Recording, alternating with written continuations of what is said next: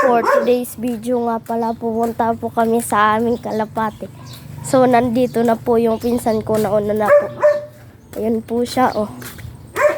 So, pinakain na po niya ang aming kalapate. At nandito na po kami sa aming loob. So, nga pala, andito na ang aming loob. Ito na po ang resulta. Inayos namin kagad kahapon. Ito po. Ubus agad. Hindi pa. wait lang.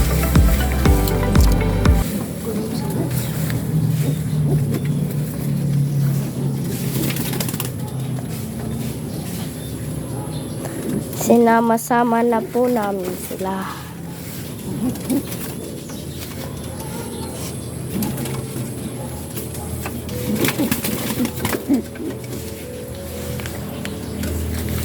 To mag-asawa po to.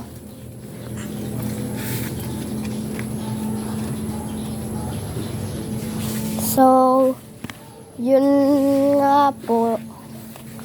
Yung aming kalapati ay nabasa kahapon dahil umulan. Dahil ang lakas po ng ulan, yung bubong namin, di namin namalayan na may butas dito. Pero inayos na po namin kahapon. So ngayon, hindi na po yan mababasa. Sisigla na nila. Ito yung anak ko, kumakain na rin. Yung anak nila kumakain na rin, pati yun. So, yun lang po guys. At saka mamaya siguro baka mag-vlog pa tayo o bukas. Ano? Bukas na lang yata or mamaya. O, tignan lang natin. Kasi baka umulan.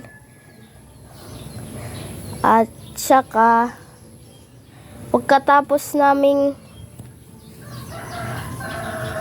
magpakain ng aming kalapate, ay pupunta na kami sa aming bahay.